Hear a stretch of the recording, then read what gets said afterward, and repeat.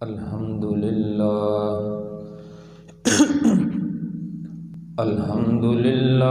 رب العالمین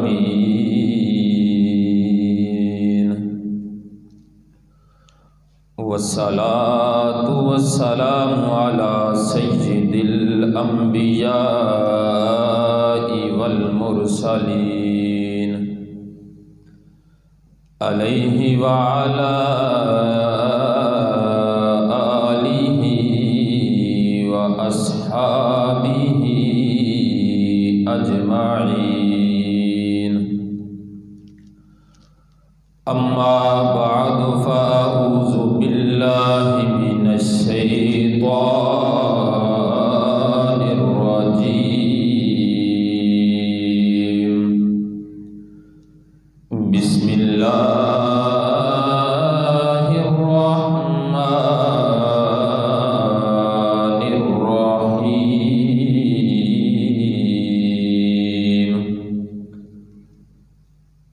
إن الله وملائكته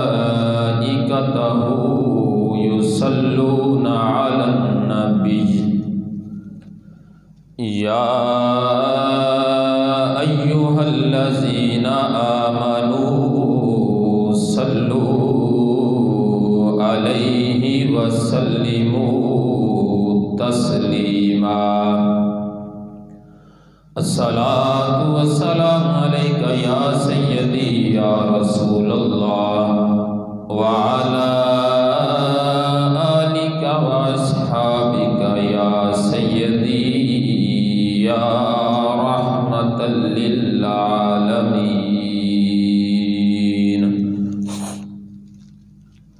يا صاحب الجمال ويا سيد البشر من وجهك المنير لقد نور القمر لا يمكن الثناء كما كان حقه بعد خدا بزرگ توئی قصہ مختصر بلغ العلا بکمالہ کشف الدجا بجمالہ حسنت جمیع خصالہ صلوا علیہ وآلہ وسلموا تسلیما صلاۃ و سلام علیک یا رسول اللہ وعلی آلک وأصحابك يا سيدي يا رحمة للعالمين اللهم نور قلوبنا بالقرآن وزين أخلاقنا بالقرآن ونجنا من النار بالقرآن وأدخلنا الجنة بالقرآن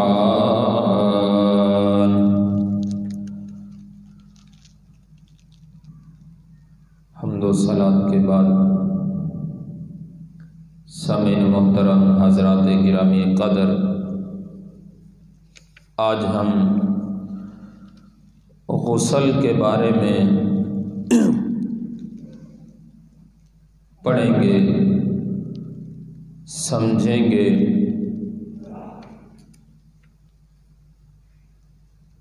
کیونکہ ان اللہ لا یستحجی من الحق، اللہ تعالی حق بات کہنے میں حیا نہیں فرماتا، یعنی اللہ تعالی حق بات بیان کرنے میں کوئی کسی قسم کی جھجک نہیں فرماتا، بلکہ وہ کھول کر حق بات جو ہوتی ہے اس کو کھول کر اللہ بیان فرما دیتا ہے۔ غسل ایک ہوتا ہے فرض، ایک غسل واجب ہوتا ہے، اور ایک ہوتا ہے غسل سنت مؤکدہ۔ اور پھر ایک ہے سنت غیر مؤکدہ، پھر مستحب۔ یہ غسل کے درجات ہیں الگ الگ۔ غسل فرض اس وقت ہوتا ہے جب بندہ ناپاک ہو جائے۔ فرمایا الماء من الماء، غسل اس وقت فرض ہوتا ہے جب بندہ انسان مسلمان یہ جنبی ہو جائے، یعنی اس کی منی خارج ہو جائے شہوت کے ساتھ، یہ غسل فرض ہوتا ہے۔ یہ اکثر زیادہ تر مردوں میں یہ غسل کی کیفیت ہوتی ہے۔ کون سی؟ جب بچہ بلوغت کو پہنچتا ہے، بلوغت کے بعد اکثر خواب میں احتلام کی صورت میں منی کا خارج ہو جانا، جب ایسا ہوتا ہے تو اس وقت یہ غسل فرض ہو جاتا ہے۔ عورتوں بچیوں میں، بچی جب بالغ ہو جائے تو ان میں یہ چیز بہت کم ہوتی ہے، یعنی کوئی 1000 میں کوئی ایک عورت ایسی ہوگی جس کو خواب میں احتلام کی صورت میں غسل جس پر فرض ہوتا ہوگا۔ اکثر مرد حضرات کو یہ معاملات پیش آتے ہیں۔ کوئی حضرات تو ایسے ہوتے ہیں جن کو ہفتے میں ایک بار، کسی کو 15 دن میں ایک بار، کبھی کبھی تو معاملہ ایسا بھی ہو جاتا ہے کہ ہر روز بھی اس طرح ہونے لگ جاتا ہے بعض مرتبہ نوجوانوں کو۔ تو جب ایسا ہو جائے اور یا میاں بیوی کا آپس میں ملاپ ہو، اس وقت غسل فرض ہو جاتا ہے، ضروری ہو جاتا ہے غسل کرنا انسان مسلمان پر۔ مسلمان کے لیے اس وقت ضروری ہے کہ وہ غسل کرے۔ جتنی دیر تک وہ ناپاک رہے گا بغیر شرعی عذر کے، ایک تو ہے کہ شرعی عذر کوئی پایا جائے، یعنی مثلاً بندہ میاں بیوی دونوں آپس میں ملے، پانی زیادہ ٹھنڈا ہونے کی وجہ سے اسی وقت غسل نہ کر سکے، صبح کو بہرحال اٹھ کر فجر کی نماز ادا کرنا ان کے لیے ضروری ہے، اور یہ ضروری ادا کریں گے کیونکہ ہر صورت میں یہ نماز فرض ہوتی ہے۔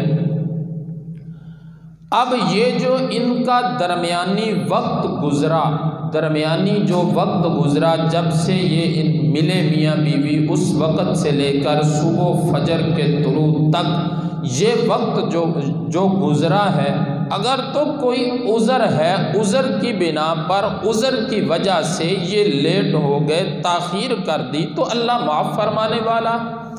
اگر عذر بھی کوئی نہیں ہے، پانی بھی گرم ہے یا گرمیاں ہیں، نہانے میں کوئی مسئلہ بھی نہیں ہے، تو پھر ویسے ہی لیٹے رہنا درست نہیں۔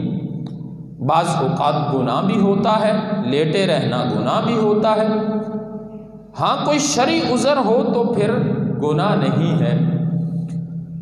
اب یہ ہو گیا غسل فرض، اور یہ غسل فرض ہو، سنت ہو، واجب ہو، یہ غسل کرنے کا سنت طریقہ جو ہے، اگر اس کے مطابق بندہ غسل کرے گا، مسلمان غسل کرے گا، تو پھر اس کو اجر و ثواب بہت زیادہ ہوگا۔ کتنا ثواب ہوگا؟ آئیے سنتے ہیں کریم آقا صلی اللہ تعالی علیہ وسلم کے فرمان کا مفہوم ہے۔ حضرت امام جلال الدین سیوطی علیہ الرحمہ نے اس کو نقل فرمایا کہ میاں بیوی آپس میں ملنے کے بعد جب غسل کرتے ہیں اور یہ غسل سنت کے مطابق کرتے ہیں، سنت کے مطابق غسل کرتے ہیں، تو جتنا پانی یہ دونوں بہائیں گے، غسل کرتے ہوئے پانی بہاتا ہے بندہ، فرمایا کہ جتنے پانی کے قطرے اس کے جسم سے الگ ہو کر نیچے گریں گے، یعنی جتنا پانی نیچے گرے گا، سارے پانی کے جتنے قطرے ہوں گے، ہر ایک ایک قطرے کے بدلے اللہ ایک ایک فرشتہ پیدا فرما دیتا ہے جو قیامت تک اس بندے کے لیے استغفار دعائے مغفرت کرتا رہتا ہے۔ اتنا زیادہ ثواب ہے، اتنا زیادہ اجر ہے اس کے لیے جو سنت کے مطابق غسل کرتا ہے۔ تو ایک تو یہ ہو گیا غسل فرض، اور دوسرا ہے غسل واجب۔ امام احمد بن حنبل رضی اللہ تعالی عنہ، آپ نے اپنی مسند احمد کے اندر جز 8 صفحہ نمبر 193 حدیث پاک کا نمبر 8100، اس میں آپ نے فرمایا، محبوب کا فرمان نقل کرنے کے بعد آپ نے اپنا نقطہ نظریہ بیان فرمایا، اپنے علم کے مطابق اس غسل کی تحقیق کرتے ہوئے بتایا۔ وہ حدیث پاک کیا ہے؟ فرمایا حق علی کل مسلم ان یغتسل فی کل اسبوع من الجمعہ۔ فرمایا ہر بندے پر حق ہے، مسلمان پر حق ہے، ہر مسلمان پر حق ہے کہ وہ 7 دن کے بعد غسل کرے، 7 دن کے بعد غسل کرے۔ یہ حق ہے اس پر اللہ کا، یہ اس بندے پر، مسلمان پر حق ہے کہ وہ 7 دن کے بعد غسل کرے، اور 7 دن کے بعد جو غسل کرنا ہے، فرمایا اگر وہ جمعے کے دن کیا جائے تو وہ زیادہ اجر و ثواب ہوگا۔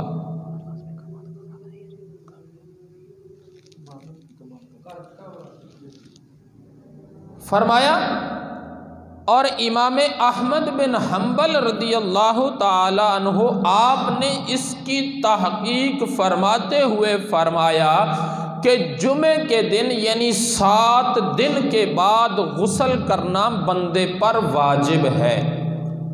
کیا ہے؟ واجب ہے۔ واجب جو ہوتا ہے اس کے چھوڑنے سے بندہ گناہ گار ہوتا ہے۔ واجب بندے سے رہ جائے تو بندہ گناہ گار ہوتا ہے، اس پر یہ قرض باقی رہتا ہے۔ مثلا جیسے ہم نماز پڑھتے ہیں، نماز عشاء، تو 3 وتر جو ہیں یہ واجب ہیں۔ اگر کوئی بندہ یہ 3 وتر نہیں پڑھتا تو وہ گناہ گار تو ہوگا کہ اس نے نہیں پڑھے یہ وتر، اس کو پڑھنے چاہیے۔ اب جب یہ بندہ اس واجب کو حقیر سمجھنے لگ جائے اور اس کی عادت بنا لیتا ہے، اس کی عادت بنا لے کہ نماز وتر نہ ہی پڑھے، باقی نماز تو پڑھے لیکن وتر نہ پڑھنے کی عادت بنا لے، ایسا بندہ گناہ گار، فاسق و فاجر، اور ایسا بندہ جو ہے مرتد ہونے کے قریب ہو جاتا ہے۔ کیوں؟ اس نے واجب کو ہلکا جانا، ہلکا سمجھا اس نے۔ اب اس وجہ سے اس بندے پر گناہ بھی ہوگا، فاسق و فاجر بھی یہ ہو جائے گا، اور مرتد یعنی کہ ہو سکتا ہے اللہ اگر غضب فرمائے اس پر تو ہو سکتا ہے اللہ اس بندے کو دائرہ ایمان سے ہی خارج کر دے۔ اس بندے کا دل ہی ایسا ہو جائے، اس واجب کو چھوڑتے ہوئے اور اس پر ہمیشگی کرتے ہوئے بندے کا دل ہی ایسا ہو جائے، اتنا سخت ہو جائے کہ یہ دین سے ہی نہ پھر جائے۔ ایسا ہونے کا اندیشہ بھی ہوتا ہے۔ اور ایک ہے، اچھا یہ حدیث پاک بہت ساری کتابوں میں موجود ہے، تقریباً 52 کتابوں میں 52 بکس کے اندر میں نے اس حدیث پاک کو پڑھا ہے، دیکھا ہے۔ یہ حدیث پاک بخاری شریف کے اندر بھی ہے۔ بخاری شریف کے اندر جو حدیث پاک ہے اس کا نمبر ہے 897۔ فرمایا کریم آقا صلی اللہ تعالی علیہ وسلم نے حق علی کل مسلم، ہر مسلمان پر حق ہے۔ کیا حق ہے؟ ان یغتسل، کہ وہ غسل کرے، فی کل سبعۃ، سبع دن 7 نو، ہر 7ویں دن غسل کرے، ایامن، ہر 7ویں دن غسل کرے، یہ حق ہے مسلمان پر۔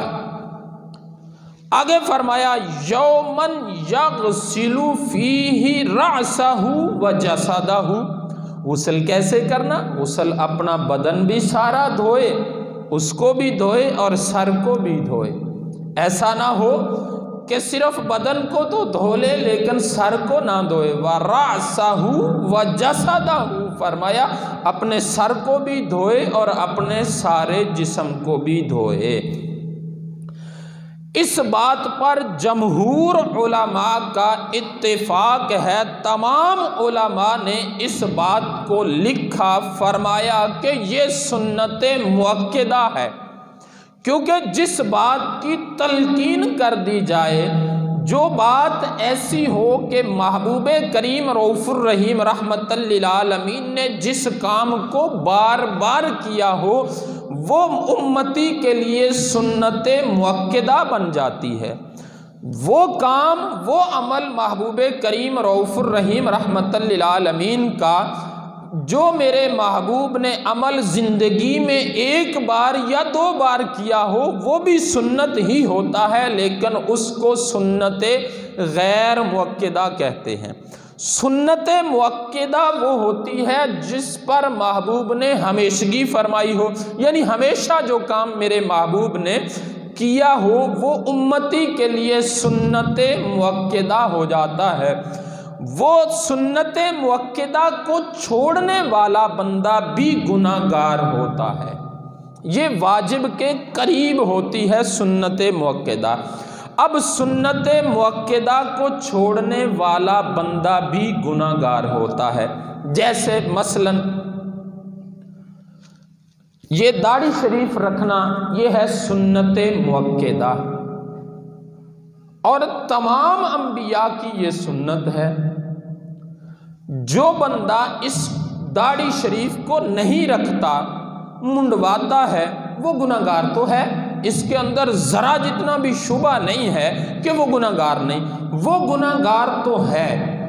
اب آگے بات اور بڑھ جاتی ہے اس وقت جب بندہ اس داڑھی شریف کی والی سنت کو ہلکا جانے، ہلکا سمجھے، میں گل ہی کوئی نہیں، میں گلاں مولویاں دیاں، یا ایسی کوئی بات کر دے جس سے سنت کو ہلکا جانا جائے، یعنی محبوب کے اس عمل کو ہلکا حقیر جانا جائے، سنت کو حقیر سمجھے گا جب بندہ، تو پھر بندہ لعنتی ہو جائے گا اور لعنت کا مستحق ہوگا۔ کوئی بھی سنت مؤکدہ ہو، صرف داڑھی شریف نہیں، کوئی بھی سنت مؤکدہ، مثلا ظہر کی نماز سے پہلے جو سنتیں ادا کرتے ہیں وہ بھی سنت مؤکدہ، فجر کی نماز سے پہلے جو سنتیں پڑھتے ہیں وہ بھی سنت مؤکدہ، عصر اور عشاء کی نماز سے پہلے جو 4 سنتیں ہیں وہ مؤکدہ نہیں بلکہ غیر مؤکدہ ہیں۔ ان کے چھوڑ دینے سے بندہ گناہ گار نہیں ہوتا، اگر پڑھ لے تو بہت زیادہ ثواب ہوتا ہے، لیکن دوسری کوئی بھی سنت مؤکدہ ہو، وہ سنت جس پر محبوب نے ہمیشگی فرمائی ہو، اس سنت کو چھوڑنے والے پر، اور ایک تو ہے کہ کبھی چھوڑ دیا، کبھی چھوٹ گئی کسی عذر کی وجہ سے، یاد رکھو جب بھی کوئی بات ایسی ہوتی ہے وہ مطلقاً بات ہوتی ہے، عذر بعد میں نکالا جاتا ہے۔ یعنی جب بھی کوئی حکم بندے پر لگتا ہے، بندوں پر لگتا ہے کسی پنڈ پر یا کسی ملک پر کوئی حکم جاری ہوتا ہے تو وہ سب پر پہلے ہوتا ہے، اس میں سے پھر وہ بندے نکلتے جاتے ہیں جو معذور ہوتے ہیں، جن کو عذر ہوتا ہے، جن پر عذر ہوتا ہے۔ مثلا زکوٰۃ ہر مسلمان پر فرض ہے۔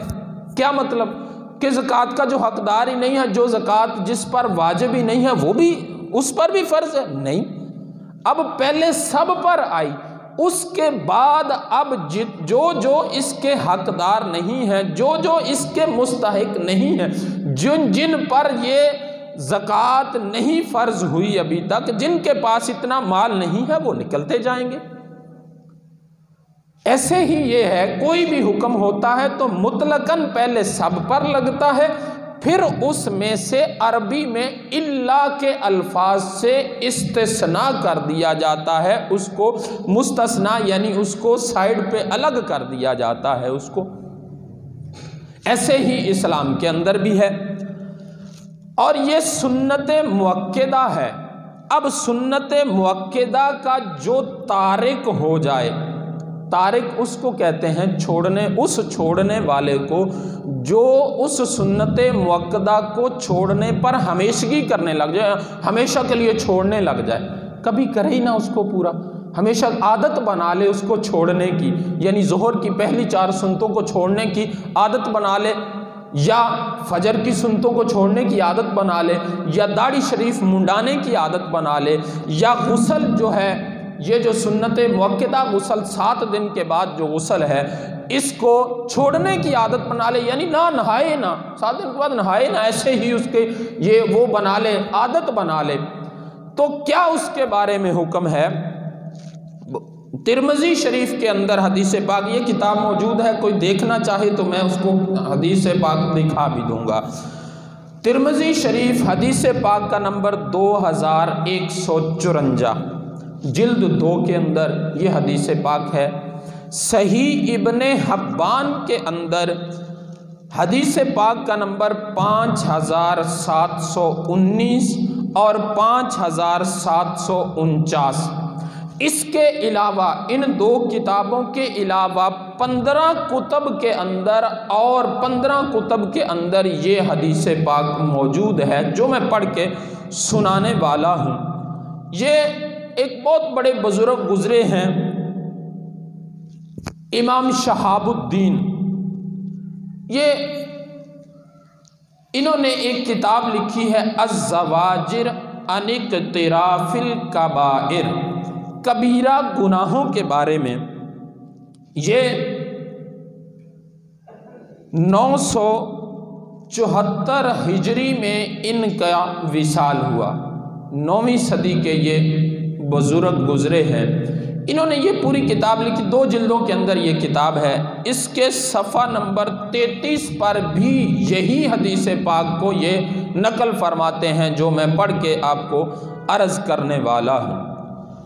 فرمایا کہ کریم آقا صلی اللہ تعالی علیہ وسلم کا فرمان ہے کہ 6 افراد، 6 بندے ایسے ہیں جن پر اللہ اور اللہ کے تمام نبی، مستجاب الدعوات نبی، تمام نبی اس پر لعنت کرتے ہیں۔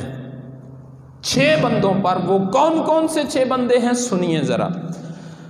فرمایا پہلے نمبر پر وہ بندہ ہے جو تقدیر الہی کو جھٹلانے والا ہو، یعنی تقدیر پر ایمان نہ رکھتا ہو۔ ہم جب مسلمان، جو بھی بندہ مسلمان ہوتا ہے، دائرہ اسلام میں داخل ہوتا ہے، تو ہم ان کو ایمان کی صفات جو ہیں وہ پڑھاتے ہیں، ایمان مفصل اور ایمان مجمل، جن کے اندر یہ ساری چیزیں ہیں۔ یہ تقدیر پر جو بندہ ایمان نہ رکھتا ہو، یعنی اچھی تقدیر اور بری تقدیر پر ایمان، یہ اچھی ہو یا بری ہو یہ اللہ کی طرف سے تقدیر ہوتی ہے۔ تقدیر پر جو بندہ ایمان نہ رکھتا ہو، تقدیر کو جھٹلانے والا ہو، تقدیر کو جھٹلاتا ہو، اس بندے پر اللہ بھی لعنت فرماتا ہے اور اللہ کے تمام نبی وہ بھی لعنت فرماتے ہیں، وہ بھی اس پر لعنت کرتے ہیں۔ دوسرے نمبر پر فرمایا وہ بندہ جو کتاب اللہ میں اضافہ کرنے والا ہو، کتاب اللہ میں اضافہ کرنے والا، یعنی قرآن پاک کے اندر کوئی بات ایسی ہے نہیں جو یہ اپنے پاس سے بیان کر رہا ہے، کہہ رہا ہے، اور ساتھ یہ کہہ رہا کہ یہ تو قرآن میں ہے، یعنی یہ جھوٹ اللہ پر باندھ رہا ہے، قرآن میں تو ہے نہیں وہ بات، تو یہ کہہ رہا ہے قرآن میں ہے، کتاب اللہ میں اضافہ کر رہا ہے اپنی من مانی سے، اپنی من مرضی سے۔ یہ کتاب اللہ میں جو بھی بندہ اضافہ کرے گا اس پر اللہ کی بھی لعنت اور اللہ کے تمام نبیوں کی بھی لعنت اس پر ہوگی۔ تیسرے نمبر پر، معذرت چونکہ میں پوری حدیث پاک عرض کرنی ہے تو کسی کو کوئی بات بھی بری لگے، میں کسی کے خلاف نہیں کوئی بات کر رہا، میں تو صرف ایک مسئلہ عرض کرنے لگا ہوں، کوئی بھی مائنڈ نہ کرے، ہاتھ باندھ کر آپ سے گزارش ہے۔ تیسرے نمبر پر فرمایا کہ اللہ کے معزز کردہ لوگوں کو ذلیل کرنے کے لیے زبردستی حاکم بن جانے والے پر اللہ لعنت کرتا ہے۔ کن پر؟ جن کو اللہ نے معزز کر دیا، وہ لوگ جن کو اللہ نے عزت دے دی۔ اب یہ بندہ ایسا ہے کہ یہ خود بخود یا اس طرح سے کسی بھی طریقے سے حاکم ان پر مسلط ہوتا ہے، اس لیے حاکم بنتا ہے، وڈیرا بنتا ہے، اس لیے کہ میں ان کو ذلیل کروں، اس وجہ سے وہ وڈیرا بنتا ہے، چیئرمین بنتا ہے، ایم پی اے بنتا ہے، ایم این اے بنتا ہے، کس لیے کہ میں ان کو ذلیل کروں۔ کن کو؟ جن کو اللہ نے معزز کیا، جن کو اللہ نے عزتوں سے نوازا۔ فرمایا ایسے بندے پر بھی اللہ بھی لعنت فرماتا ہے اور اللہ کے تمام انبیاء بھی ایسے بندے پر لعنت کرتے ہیں۔ نمبر 6، اور یہ اس حدیث پاک کو تمام مکاتب فکر کے علماء نے صحیح لکھا ہے، صحیح فرمایا، کہا ہے ھذا حدیث صحیح۔ چوتھے نمبر پر فرمایا اللہ کی حرام کردہ اشیاء کو حلال سمجھنے والا۔ اللہ نے مثلا اللہ نے شراب کو حرام کیا، تو اب جو بندہ بھی شراب کو حلال سمجھے گا اس پر اللہ کی بھی لعنت، اللہ کے تمام انبیاء کی بھی لعنت۔ کوئی بھی ایسی چیز جس کو اللہ نے حرام کر دیا اس کو حلال سمجھنے والے پر اللہ کی بھی لعنت اور اللہ کے علاوہ تمام انبیاء کی بھی اس پر لعنت ہوگی۔ 5ویں نمبر پر میری اولاد کے معاملے میں اللہ کے حرام کیے ہوئے کو حلال سمجھنے والا۔ یہ مسئلہ تھوڑا سا سمجھانا پڑے گا۔ یعنی یہ حضرت آدم علیہ السلام کی ہم سارے اولاد ہیں، آدم علیہ السلام کی اولاد ہی ہے نا۔ آدم علیہ السلام کی اولاد پر اللہ نے کچھ چیز کو حرام کر دیا ہے۔ وہ کون سی چیز ہے؟ ناحق قتل کرنا۔ کیا؟ ناحق قتل کرنا، کسی بھی مسلمان کو قتل کرنا ناحق۔ ایک تو ہے کہ اس پر حد جاری ہوئی، یعنی اس نے کوئی ایسا گناہ کیا جس کی شریعت میں سزا یہ ہے کہ اس کو سنسار کر دو یا اس کو قتل کر دو، قصاص، مثلا کسی نے کسی کو قتل کیا تو اب اس کا مداوع تب ہوگا جب یہ قصاص لے گا۔ قصاص کیا ہوتا ہے کہ سر کے بدلے سر، اگر اس نے ہاتھ کاٹا ہے تو ہاتھ کے بدلے ہاتھ کاٹا جائے گا، پاؤں کاٹا ہے تو پاؤں کے بدلے پاؤں کاٹا جاتا ہے، اس کو قصاص کہتے ہیں۔ اب یہ حکم کون جاری کرے گا؟ یہ قاضی کا کام ہوتا ہے۔ اب قاضی پر یہ گناہ نہیں ہوگا کہ اگر ایک بندے نے قتل کیا ہوا ہے، قاتل ہے وہ بندہ، اب قاضی یہ حکم دیتا ہے کہ اس کو قتل کر دو، اب قاضی نے جس پر حکم لگایا کہ اس کو قتل کر دو، کوئی تو بندہ اس کو پھانسی دے گا نا، کوئی تو اس کو پھانسی دے گا نا۔ اب یہ جو پھانسی دے رہا ہے یہ نہ حق نہیں دے رہا، یہ تو حق ہے، حق ادا کر رہا ہے، اس پر نہیں لعنت ہوگی، لعنت اس پر ہوگی جس نے نہ حق قتل کیا تھا۔ ٹھیک ہے، 5ویں نمبر پر یہ، اور 6 نمبر پر کریم آقا صلی اللہ تعالی علیہ وسلم نے جو 6 افراد فرمائے ان میں سے 6 نمبر پر فرمایا کہ 6واں بندہ وہ ہے جو میری سنت کا تارک ہوگا، اس پر اللہ کی بھی لعنت اور اللہ کے تمام انبیاء کی بھی لعنت اس پر جو نبی کریم علیہ السلام کی سنت کا تارک ہوگا۔ اس سنت سے مراد کیا، کون سی سنت ہے؟ دیکھو سنت کہا تو اب یہاں سے ایک ذہن میں بات آ گئی کہ نبی کریم علیہ السلام کے طریقہ مبارکہ کو سنت کہتے ہیں۔ اب یہ نہیں کہ ہر سنت کا تارک جو ہے اس پر لعنت ہوگی، نہیں، یہ میں بات پہلے آپ کو سمجھا چکا ہوں۔ سنت مؤکدہ اور سنت غیر مؤکدہ، جو بندہ سنت غیر مؤکدہ کا تارک ہوگا اس پر تو لعنت نہیں ہوگی نا، اس پر لعنت نہیں ہوگی۔ سنت مؤکدہ کا جو تارک ہوگا اس پر لعنت ہوگی، اور یہ 8 دن کے بعد غسل کرنا جو ہے یہ ہے سنت مؤکدہ۔ اور امام احمد بن حنبل نے مسند احمد کے اندر جز 8 صفحہ 193 حدیث پاک 8100 نمبر ہے حدیث پاک کا، 8100 یعنی جس کو کہہ لو، اس میں آپ نے فرمایا کہ یہ سنت مؤکدہ نہیں بلکہ واجب ہے 8 دن کے بعد غسل کرنا۔ اب دیکھیے میرے مسلمان بھائی، ایک امام صاحب کے نزدیک تو یہ واجب ہے 8 دن کے بعد غسل کرنا، باقی تمام امام صاحبان کے نزدیک، تمام اماموں کے نزدیک یہ سنت مؤکدہ ہے۔ اب جو بندہ سنت مؤکدہ کا تارک ہوگا وہ لعنتی ہوگا، اس پر اللہ بھی لعنت کرتا ہے، اللہ کے تمام انبیاء بھی لعنت فرماتے ہیں اس پر۔ اب بات رہ گئی کہ اب جو بندہ نہیں غسل کر سکتا، معذور ہے، وہ کیا کرے؟ وہ بھی اس زمرے میں آئے گا؟ نہیں میرے مسلمان بھائی، نہیں، وہ نہیں آئے گا۔ وہ تو میں نے پہلے جو بات آپ کو عرض کر دی کہ جب حکم جاری ہوتا ہے، حکم لگتا ہے تو سب پر، پھر اس کے بعد جو معذور ہوں وہ اس میں سے نکلتے جاتے ہیں۔ اب یہ شریعت اس کو شرعی معذور کہتی ہے۔ اب شرعی معذور کون ہوگا؟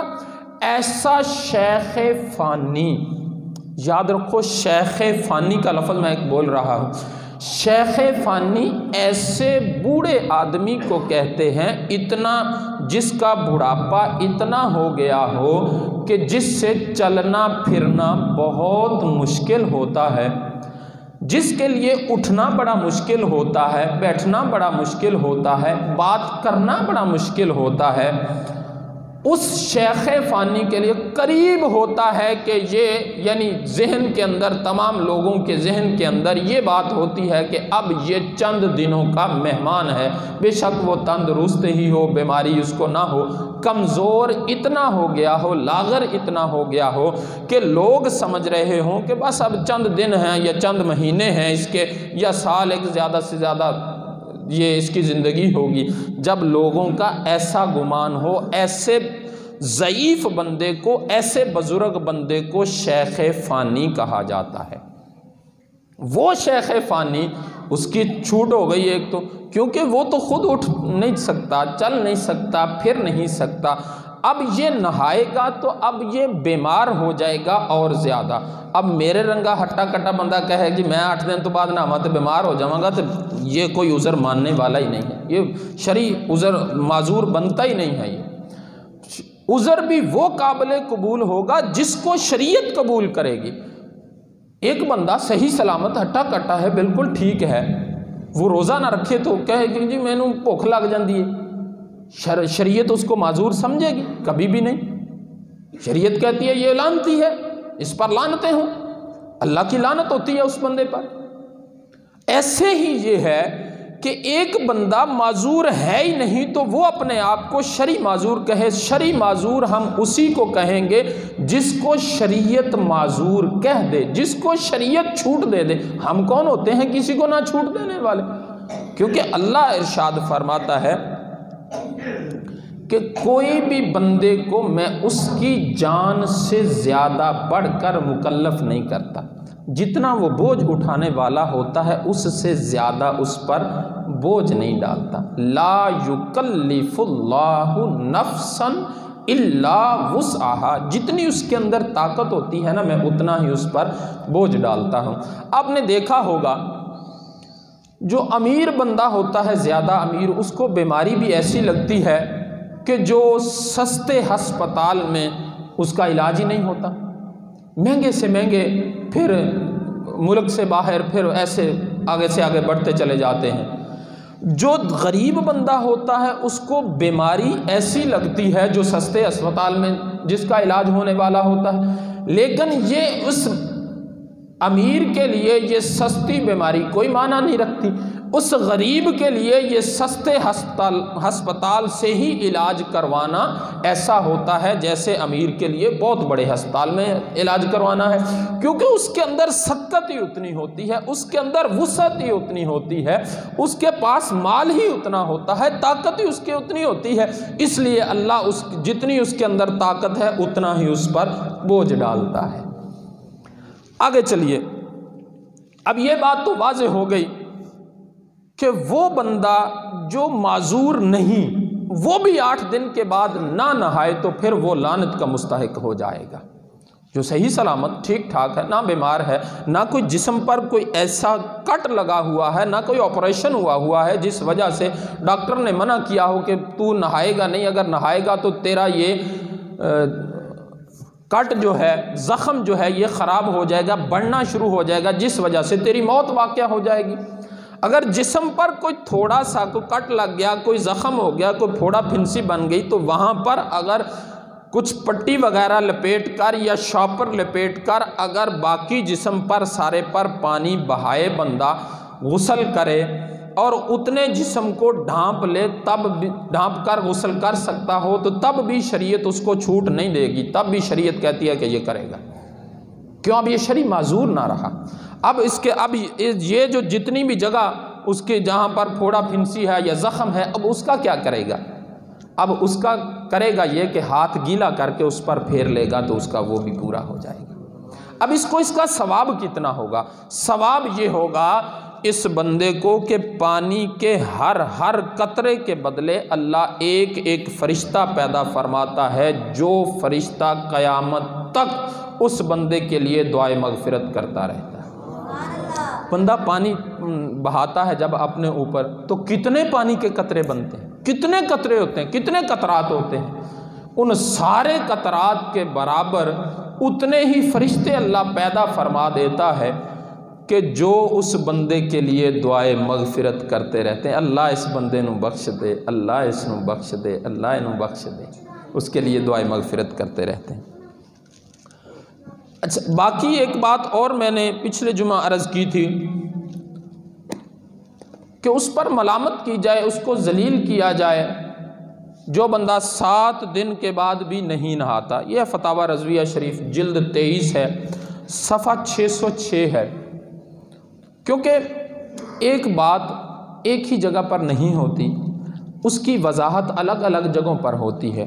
جیسے ہمیں نماز کا حکم تو اللہ نے قرآن میں فرما دیا، لیکن کیا نماز کے واجبات، کیا نماز کے فرائض، کیا نماز کی سنتیں وہ بھی قرآن میں اللہ نے بیان فرمائی؟ نہیں، وہ حدیث پاک میں۔ اچھا، حدیث پاک میں پھر ضروری چیزیں آ گئیں، یعنی جو مختصر تھیں وہ آ گئیں۔ اس کے بعد اس حدیث کی شرح کرتے ہوئے آگے شروحات میں محدثین نے، مفکرین نے اب فقہ کے اندر پھر ان ساری چیزوں کی وضاحت اور ان کے مطابق جو احادیث مبارکہ وہ ساری عرض کر دی گئیں، ایک جگہ پر اکٹھی کر دی گئیں۔ تو ایسے یہ سارا ایک مسئلے کے لیے کئی ساری کتابوں کو دیکھنا پڑتا ہے۔ ایسے ہی مسئلہ کر دے، اس کی دوسری جہت بندے نے نہ دیکھی ہو تو تب بھی درست نہیں ہے۔ بندہ دوسری طرف بعض اوقات بندہ گمراہی کی طرف بھی چلا جاتا ہے، جو بندے کو اتنی پرخ نہ ہو کہ اس مسئلے کی کتنی جہتیں بنتی ہیں اور کتنی جہتیں ہیں، کتنے طریقے ہیں اس کے، جس کو یہ پتہ نہ ہوگا تو پھر وہ بندہ، ایسا بندہ اگر سمجھانے لگے گا، پہلے تو اس کو خود ہی سمجھ نہیں آئی ہوگی، اب آگے سے کوئی دوسرا بندہ دوسری جہت کا سوال کر دے گا تو اب یہ بندہ گمراہی کی طرف چلا جائے گا۔ فتاوی رضویہ شریف میں رد المحتار کی یہ عبارت اعلیٰ حضرت علیہ الرحمہ نے نقل فرمائی ہے۔ رد المحتار کے اندر باب ہے سنن الوضو، وضو کی سنتیں، اس کے اندر جلد 1 صفحہ 104 پر، اور پھر اس سے آگے چلتے جاؤ تو واجبات، کیونکہ 7 دن کے بعد غسل کرنا امام احمد بن حنبل نے فرمایا کہ واجب ہے، واجبات کے اندر بھی یہ مسئلہ پھر ذکر کر دیا جلد 1 صفحہ 474 پر۔ پھر آگے وطر کی بات آئی تو وطر بھی واجب ہے، وہاں پر بھی واجب کے زمرے میں یہ مسئلہ پھر بیان کر دیا، پھر جلد 2 صفحہ 12 پر یہی بات، یعنی ایک کتاب میں 3 مرتبہ یہ بات بیان کی گئی ہے رد المحتار کے اندر۔ اور فتاوی رضویہ جلد 23 صفحہ 606 پر لائن نمبر 14 شروع ہو رہی ہے، 14 اور 15 سے بات شروع ہو رہی ہے، لائن نمبر 14 سے کیا فرماتے ہیں، بات کیا ہے؟ اعلیٰ حضرت علیہ الرحمہ فرماتے ہیں کہ وہ بندہ جو سنت کا تارک ہو، سنت کا تارک ہوتا ہے، سنت کو چھوڑنے والا، سنت کو نہ کرنے والا، ایک تو ہے کہ ایک مرتبہ، پہلے میں یہ بات عرض کر چکا ہوں، ایک ہے کہ بندہ کسی عذر کی وجہ سے ایک مرتبہ چھوٹ گئی، اس سے تو کوئی بات نہیں۔ اب عادت کس کو کہتے ہیں کہ اس نے عادت بنا لی جو 3 مرتبہ سے زیادہ وہ کام کر چکا ہے، تو اس کو عادت کہتے ہیں کہ اب اس کی یہ عادت ہو گئی ہے۔ 3 مرتبہ سے زیادہ مرتبہ، یعنی ایک مرتبہ اس نے سنتیں چھوڑی، سنت مؤکدہ، چلو کوئی عذر ہوگا، دوسری مرتبہ پھر چھوڑ دیں، تیسری مرتبہ پھر چھوڑ دیں، اب چوتھی مرتبہ جب چھوڑیاں تو پھر اس پر لعنتیں ہونا شروع ہو جائیں گی۔ کیوں؟ اب اس کی عادت بن گئی ہے، یہ عادی ہو گیا ہے اس بات کا کہ سنت کا تارک ہو گیا، اب سنت کا تارک اس کو کہا جائے گا۔ فرمایا اعلیٰ حضرت علیہ الرحمہ نے فرمایا سنت کا تارک جو ہے اس کو اساعت کی جائے۔ اب اساعت کیا ہے؟ اساعت فرماتے ہیں یعنی ملامت و ضلالت، دلالت، تدلیل، انہوں ذلیل کیتا جائے، انہوں ملامت کیتی جائے، انہوں لان تان کیتی جائے، انہوں چوڑا چمار، یعنی جو اسی عام اپنی زبان کہہ لیندے ہیں چوڑا چمار، ایسا یعنی ایسے الفاظ سے اس کو ملامت کی جائے، اس کو شرمندہ کیا جائے، اس کو کہا جائے، بتایا جائے کہ تو کیسا مسلمان ہے، 7 دن کے بعد بھی نہیں نہا رہا، جمعے کے دن بھی یار تو نہیں نہا رہا، تو کیسا مسلمان ہے؟ ویسے تو بڑا جناب تو بنا پھرتا ہے، تو 7 دن کے بعد بھی نہیں نہا رہا، تو کیسا مسلمان ہے؟ اس کو لان تان کرے۔ لان تان کون کون کرتا ہے؟ لعنت تو اللہ کرتا ہے اور اللہ کے تمام انبیاء کرتے ہیں۔ اب ان کو کیا حکم ہے؟ دوسروں کو حکم یہ ہے کہ ان کو ملامت کرے اور ان کی تذلیل کرے، ایسے بندے کی وہ تذلیل اور ملامت کا مستحق ہے۔ فرمایا ان تارکھا، جو بندہ، بے شک جو بندہ تارک ہو جائے سنت کا، سنت کون سی؟ سنت مؤکدہ کا، یستوجب التدلیل واللوم، دوسروں پر واجب ہے، ضروری ہے دوسروں پر کہ وہ تدلیل، اس کو ذلیل کریں، واللوم، اور ملامت کریں، یعنی دوسرے مسلمانوں تے حق ہے کہ اس بندے نو سیدھے راہ دی طرف لیان واسطے کوشش کرن، یہ مطلب یہ بن جائے گا۔ ٹھیک ہے جی، اللہ کے دعا ہے اللہ تعالیٰ سانو عمل پیرا ہون دی توفیق نصیب فرمائے۔ معذرت نال یہ دوبارہ میں مسئلہ بیان کرن دی لوڑ کیوں پیش آئی؟ صبح میں ایک ساتھی نے فون کیتا، آکھیا جی تواڈے کولوں پچھلے جمعے جڑا یہ مسئلہ بیان تسی کیتا سی، اس تو بعد دوسرے دن، تیسرے دن، چوتھے دن کسے بندے نے یہ مسئلہ دوبارہ پوچھیا سی؟ میں کہا نہیں جی میرے کولوں نہیں پوچھیا، میں کہا نہیں جی میرے کولوں نہیں کسے نے بھی پوچھیا، میں دس دیتا سی اس دن، تے اس تو بعد کسے بھی ساڈے ساتھی نے کسے نے بھی گل نہیں کیتی اس موضوع تے کہ جی ہے تے سانو دکھا دیو وغیرہ وغیرہ۔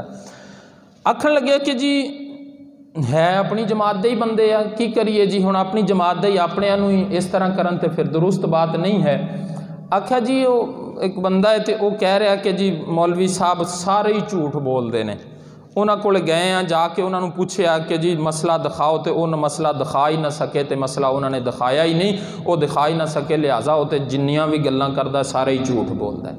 मेरे मुसलमान भाई यह देखो, इस तरह नहीं होना चाहिए, इस तरह बिखेरना नहीं चाहिए, बिखेरो नहीं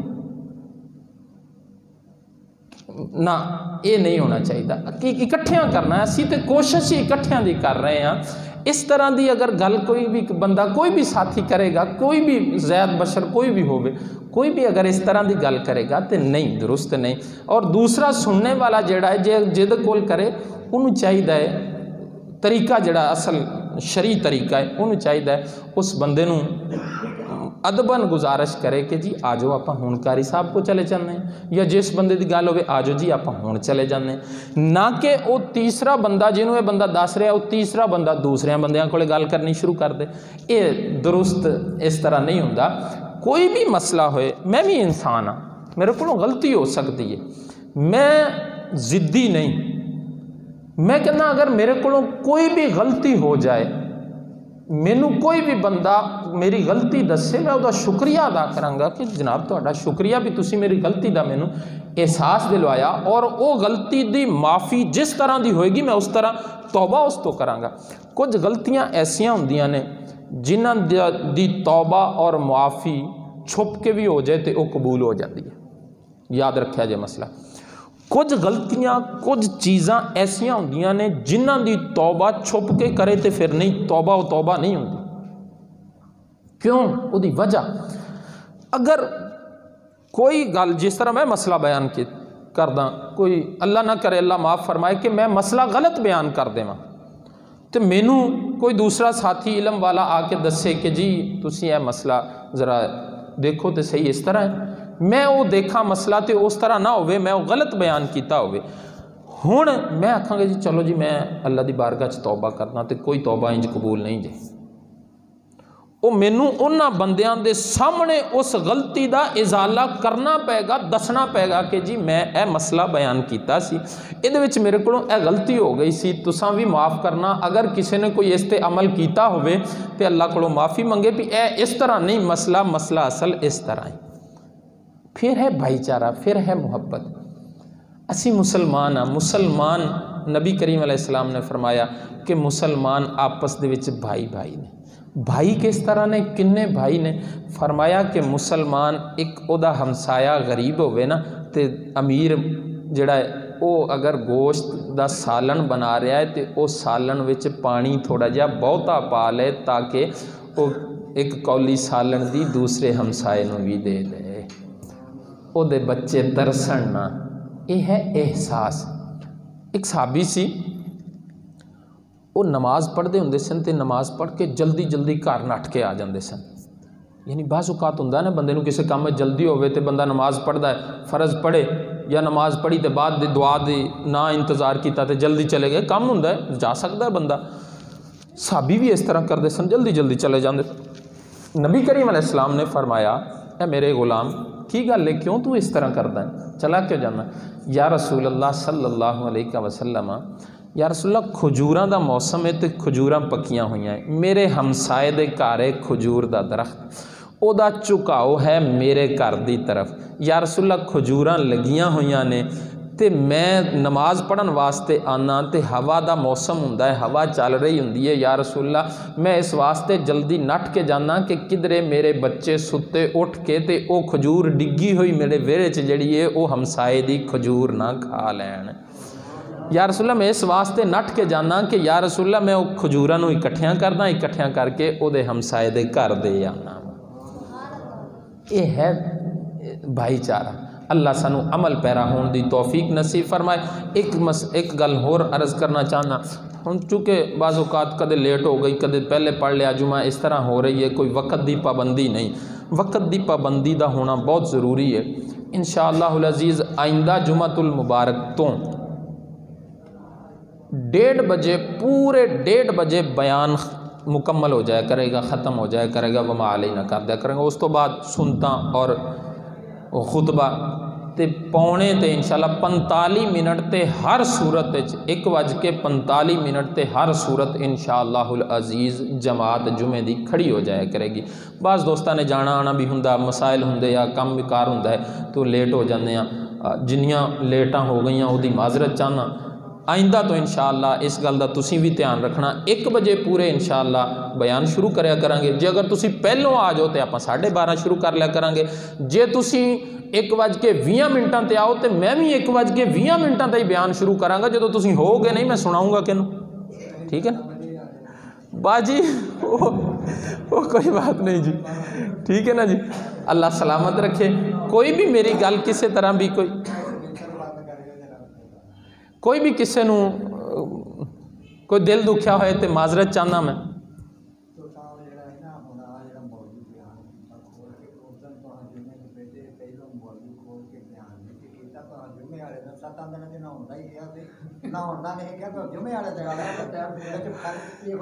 नहीं नहीं नहीं, वो देखो बिल्कुल ठीक है तुहाडी गल, लेकिन वो आप हाँ नहीं नहीं वो आप गल